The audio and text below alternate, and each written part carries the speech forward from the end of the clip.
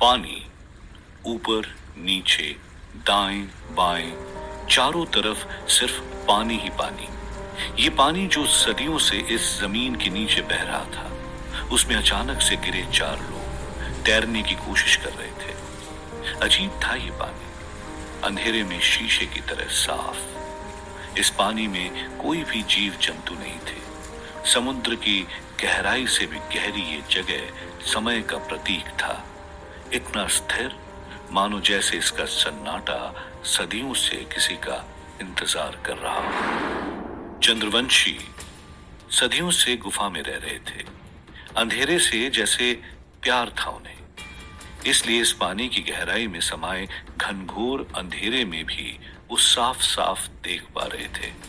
पर आयशा, उसे ना तो अच्छे से तैरना आता था और ना ही उसे ज्यादा देर तक पानी में रहने की आदत थी। उसकी सांसें फूल रही थी, चेहरा लाल हो रहा था, दम घुटने ही वाला था कि तभी एक हाथ ने आकर आयशा को पकड़ा और उसे खींचते हुए पानी की सतह तक ले आया। यह हाथ था लेखा का, जिसने कुछ ही पलों में आयशा की एक बार नहीं बल्कि 2-2 बार जान बचाई थी। वो लेखा जिसे आयशा नफरत करती थी, और करे भी क्यों ना। आखिर आयशा को यही लगता था कि लेखा से शादी करके राहुल ने उसे धोखा दिया है। अगर लेखा ना होती तो शायद इस वक्त आयशा राहुल की बाहों में होती। जोर जोर से सांसें लेते हुए आयशा के दिमाग में बस एक ही सवाल दौड़ रहा था। जिसने आयशा के कदम कदम पर मुसीबत खड़ी की, उसका अपमान किया, आखिर क्यों वो लेखा बार बार उसकी जान बचा रही थी। लेखा ने तैरते हुए आयशा को आगे आने का इशारा किया। आयशा की आंखें लेखा की नजरों से मिली, जिसमें साफ झलक रहा था कि लेखा आयशा की जान सिर्फ और सिर्फ राहुल के लिए बचा रही थी। वो सिर्फ अपनी जिम्मेदारी निभा रही थी। आयशा को समझ नहीं आ रहा था कि वो लेखा की आभारी बने या उससे अब भी नफरत करे। जब लेखा आयशा की जान बचाने में व्यस्त थी, तभी सरिता और कुलका इस पानी से भरी जगह में मंदिर के द्वार की तलाश कर रहे थे।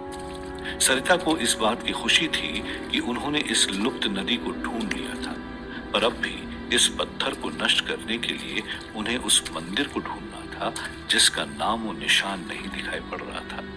और तभी सरिता ने अपना हाथ लहराते हुए सबका ध्यान नदी के निचले हिस्से की तरफ किया। पानी की गहराई में नीचे का मंजर देखकर आयशा दंग रह गई थी, जहां एक बड़ा सा गुंबज प्राचीन मंदिर के द्वार की शोभा बढ़ा रहा था। वो मंदिर जिसे ढूंढने राहुल कच्छ के रेगिस्तान से होता हुआ पाकिस्तान की सरहद पार करके अपनी जान गंवा बैठा था। इस सफर के अंतिम हिस्से में राहुल तो साथ नहीं था, पर उसका मकसद भी अब दूर नहीं था। लेखा की आंखों के सामने वो पवित्र दरवाजा था जो सारी बुरी शक्तियों का अंत था।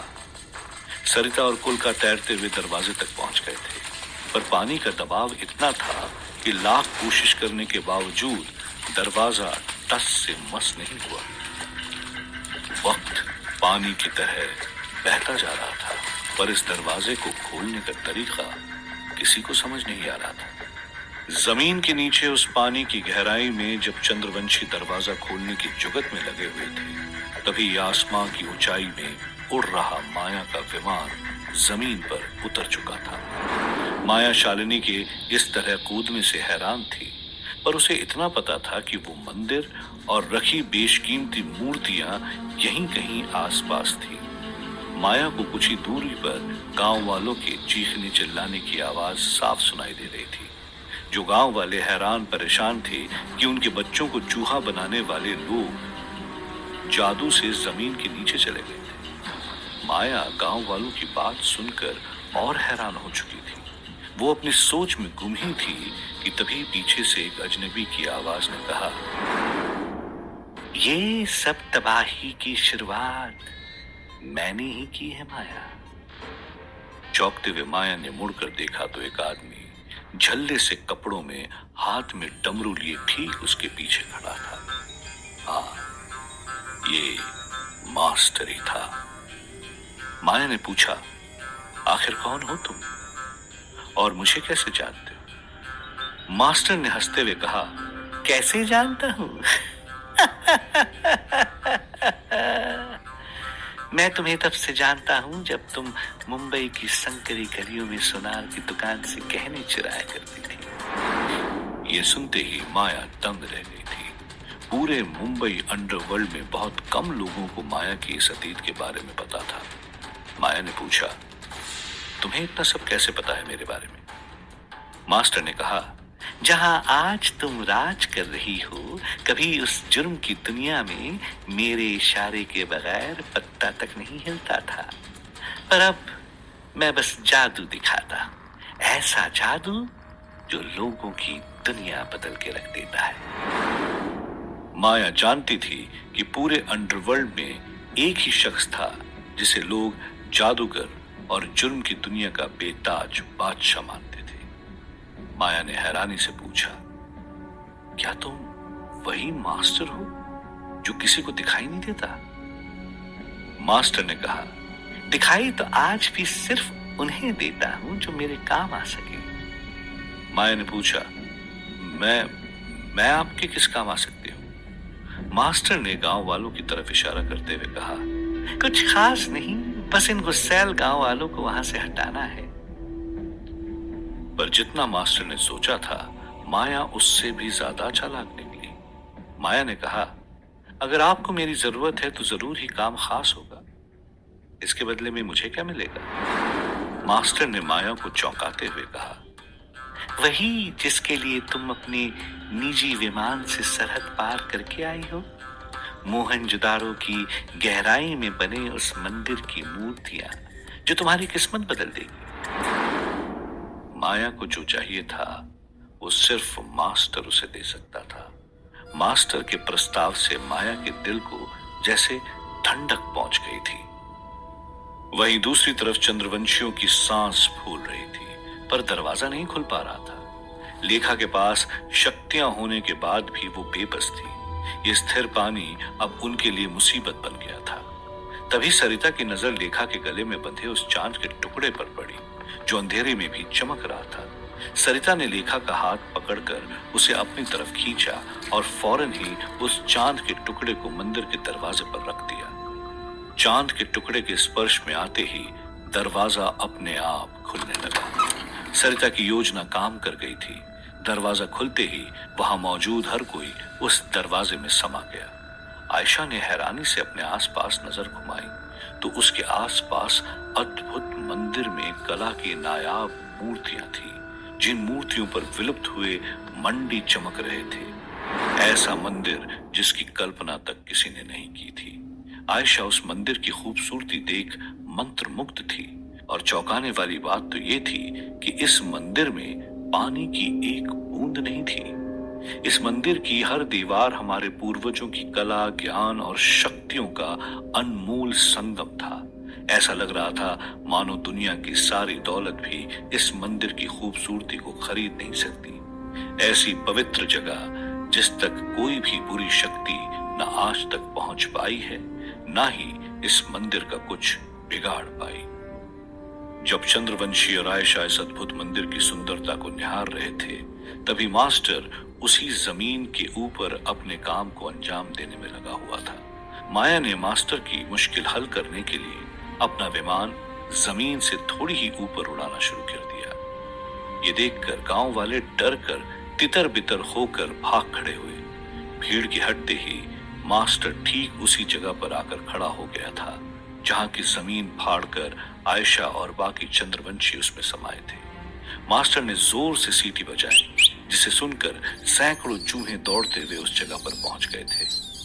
मास्टर के एक इशारे पर उन चूहों ने जमीन पर गड्ढा बनाना शुरू कर दिया था। मास्टर के चेहरे पर वही शैतानी हंसी थी, पर वो भी जानता था कि उसके पास अब वक्त कम है। इससे पहले चंद्रवंशी उस पत्थर को नष्ट कर दे, मास्टर को किसी भी हाल में उस मंदिर तक पहुंचना था। चूहों के खोदने की रफ्तार को बढ़ाने के लिए मास्टर ने उन पर आग से प्रहार किया, जिसके डर से उन सैकड़ों चूहों ने जमीन की खुदाई तेज कर दी थी। वहीं मंदिर में खड़ी लेखा भी जल्दी में थी इस चांद के टुकड़े को नष्ट करने के लिए। तभी लेखा की नजर उस मंदिर के बीचों बीच स्थित उस कुएं पर पड़ी। लेखा ने उत्सुकता से उस कुएं में झांकने की कोशिश की तो वो दंग रह गई। कुएं से गर्म आग की लपटें निकल रही थी और उस कुएं की गहराइयों में दिख रहा था खौलता हुआ लावा। सरिता ने फौरन लेखा को खींचते हुए कहा, ये कोई आम आग नहीं बल्कि नरक की आग है। ये कुआं रास्ता है पाताल लोक का। इसी आग से तो ये चांद का टुकड़ा नष्ट होगा। लेखा ने चौंकते हुए पूछा, कैसे मां? सरिता ने समझाया कि हमें चंद्रवंशियों के मंत्र से इस आग को प्रकट करना होगा जो नरक की गर्मी से इसे पिघला देगा और मास्टर फिर कभी इस दुनिया का अंत नहीं कर पाएगा। सरिता के पीछे ही खड़ी आयशा ये सब चुपचाप सुन रही थी। आयशा अच्छी तरह जानती थी कि पत्थर के नष्ट होते ही राहुल को दोबारा जिंदा करने की उसकी उम्मीद भी खत्म हो जाएगी। आयशा उस पत्थर को किसी भी तरह हासिल करना चाहती थी, पर आयशा समझ नहीं पा रही थी कि किस तरह वो इस पत्थर को हासिल कर सकती है। और तभी लेखा ने उस पत्थर को अपने गले से निकालकर सरिता को देना चाहा, पर तभी आयशा ने वो पत्थर छीन लिया। ये देखकर लेखा और सरिता चौंक गए। लेखा ने चिल्लाते हुए कहा, ये क्या कर रही हो आयशा? वो पत्थर मुझे दे दो। पर आयशा सिर्फ उस पत्थर को हाथ में लिए घूरे जा रही थी। चूहों की धीमी रफ्तार को देखते हुए मास्टर भी उन्हें घूर रहा था और तभी वापस इकट्ठा होते गांव वालों की आवाज आने लगी थी। मास्टर ने जोर से हाथ घुमाया जिससे चूहों के चारों तरफ आग लग चुकी थी। वो आग जो तेजी से चूहों के पास आ रही थी। इससे डरकर चूहों ने पूरी ताकत से जमीन को खोदना शुरू कर दिया था और तभी उस जमीन पर गड्ढा बढ़ने लगा। मास्टर ने झुककर देखा तो उसे जमीन के नीचे उस पानी का बहाव साफ साफ दिखाई दे रहा था। मास्टर के चेहरे पर खुशी साफ साफ झलक रही थी। आखिर वो अपने मंजिल के इतने करीब जो था। पत्थर हाथ में लेते ही आयशा को राहुल का वो मासूम चेहरा याद आ रहा था। राहुल का वो जुनून याद आ रहा था जिससे वो इस पत्थर को नष्ट करने के लिए निकला था, जिसे मिटाने के लिए राहुल ने अपने प्यार का बलिदान दे दिया था। आयशा जानती थी कि मास्टर एक बुरा इंसान है। कहीं राहुल की जान बचाने के बदले ये दुनिया तबाह न हो जाए। और फिर आयशा ने लेखा की तरफ देखकर उसकी तरफ वो पत्थर फेंक दिया। आखिरकार आयशा ने भी राहुल की ही तरह इस दुनिया की भलाई के लिए अपना बलिदान दे दिया था। आयशा का ये हृदय परिवर्तन देखकर लेखा के मन में भी आयशा के लिए इज्जत बढ़ गई थी। आयशा बिना कुछ कहे उस मंदिर के दूसरे रास्ते से बाहर की तरफ चल पड़ी थी।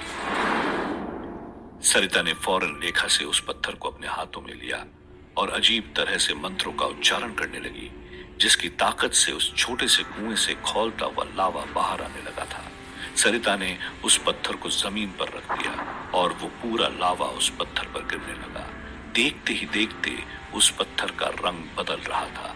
लेखा ने चौंकते हुए पूछा, ये क्या हो रहा है मां? सरिता ने कहा, नष्ट होने से पहले ये चांद का टुकड़ा अपने 3 रंग बदलेगा। पहले ये सफेद से पीला पड़ेगा, फिर नारंगी और फिर नष्ट होने से ठीक पहले ये लाल रंग में बदल जाएगा। लेखा ने चैन की सांस ली। आखिर राहुल की आखिरी इच्छा बस पूरी ही होने वाली थी। अच्छाई और बुराई की इस लड़ाई में आयशा ने भी अपना सब कुछ खो दिया था। उसकी आंखों में आंसू थे और दिल में सिर्फ राहुल की यादें। वो राहुल जिसे शायद अब आयशा कभी देख नहीं पाएगी। इस बलिदान के साथ आयशा ने अपने सारे सपनों को चूर चूर कर दिया था। उसे अब जीने की कोई वजह नजर नहीं आ रही थी। और तभी आयशा के ऊपर एक बड़ी सी परछाई आई। आयशा ने पलट कर देखा तो वो दंग रह गई थी। उसने चौंकते हुए कहा, तुम? अपने सामने उस शख्स को देखकर आयशा के चेहरे का रंग उड़ गया था। नरक की आग की गर्मी से चांद के टुकड़े का रंग भी सफेद से पीला पड़ चुका था। बस थोड़ा वक्त और, लाल होते ही ये खेल हमेशा के लिए खत्म हो जाएगा। सरिता ने लेखा से कहा, बस कुछ ही पल में हम बुराई को हमेशा के लिए तबाह कर देंगे। इतना आसान नहीं है बुराई को मिटा पाना। इस गूंजती हुई आवाज ने सभी के रोंगटे खड़े कर दिए थे। चंद्रवंशी इस आवाज को अच्छी तरह पहचानते थे। इसी आवाज ने उनकी दुनिया तबाह की, उनके राजा की जान ली, उनका सब कुछ तबाह कर दिया था। ये आवाज थी मास्टर की। मास्टर उस मंदिर में पहुंच चुका था। पत्थर के लाल होने में अभी भी वक्त था। मास्टर ने हवा में उड़ते हुए कहा, कोशिश अच्छी की, पर जब तक इंसान इस धरती पर रहेगा, अंधकार, बुराई और नफरत को मिटा पाना मुश्किल ही नहीं, नामुमकिन है। खेल मेरा नहीं, तुम्हारा खत्म हुआ है। आज शुरुआत होगी इस धरती पर नए अध्याय की, जिसमें इतिहास के पन्नों में सिर्फ एक ही नाम दर्ज होगा, मास्टर का। सिर्फ और सिर्फ मास्टर का।